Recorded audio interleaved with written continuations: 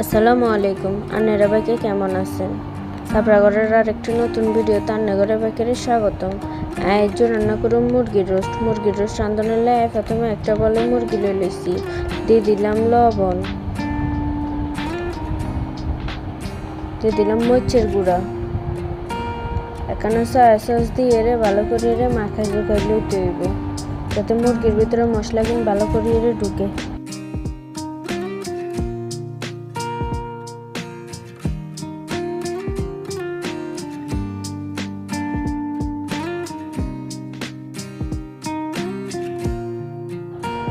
পরে একটা চুলাতে কড়াই বসাই দিছি। কড়াইখান গরম হয়ে গেলে বেশি করে তেল দিয়ে দিতে হইব মুরগি কিন ভালো করে বাজানোর লাই।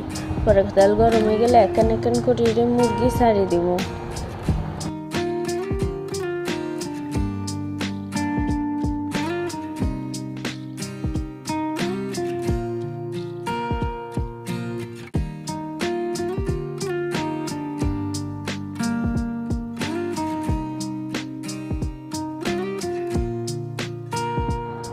মুরগি সুন্দর করে লাল লাল করে ভাজা হয়ে গেলে নামাই লইতে হবে আর এখন বলের ভিতরে।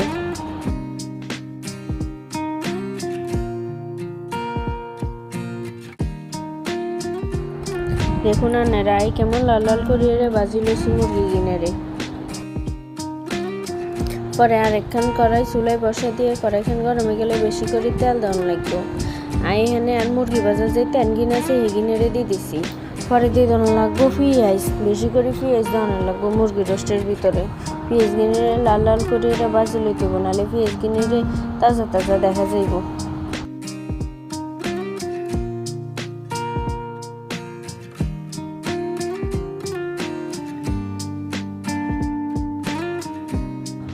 আর পেঁয়াজ যদি ভালো করে না ভাজা হয় রান্না মজাও হয় না। পরে দিয়ে দিব আদা বাটা একখানা বেশি লাগবো, মুরগি রোস্টের ভিতরে আদা বাটা বেশি লাগে। পরে দিয়ে দিব মুরগি রোস্টের যে মশলার প্যাকেট আছে হিয়ান। পরে দিয়ে দিব লবণ দেওয়া হয়ে গেলে ভালো করে লাড়ি সারি লইতে হইব। পরে দিয়ে দিব এখানে পানি, মশলা কিন কষানোর লাই। পরে দিয়ে দিব এখানে মরিচের গুঁড়া দিয়ে সুন্দর মতন লাড়ি সারি মিলাই লইতে হইব। পরে এখানে টেস্ট বাড়ানোর দিয়ে দিব ধনিয়ার ফাঁকি, দিয়ে ভালো করে লাড়ি সারি লইতে হইব।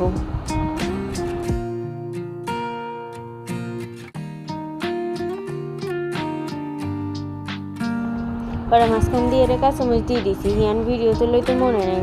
আনেরা পরে দিয়ে দিবেন টক দই দেওয়া হইলে ভালো করে একখানা লাড়ি সারি লইতে হইব।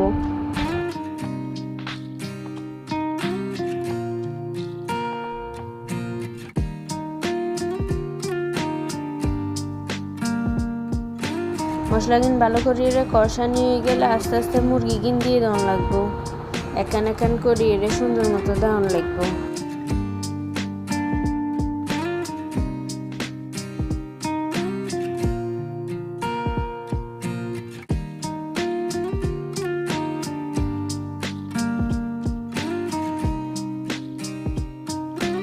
মুরগি কিন ভালো করে আস্তে আস্তে লাড়িয়ে মুরগির ভিতরে মশলা কিন যাতে লাগে এমন সুন্দর করে লাড়তে হইব।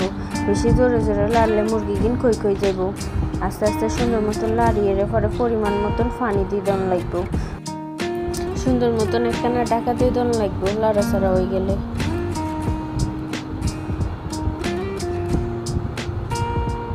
পরে মাঝখান দিয়ে একখানা ঢাকা উড়াই লাড়ি সারি লইতে হইব, নাহলে নিচে দিয়ে লাগি যাইব।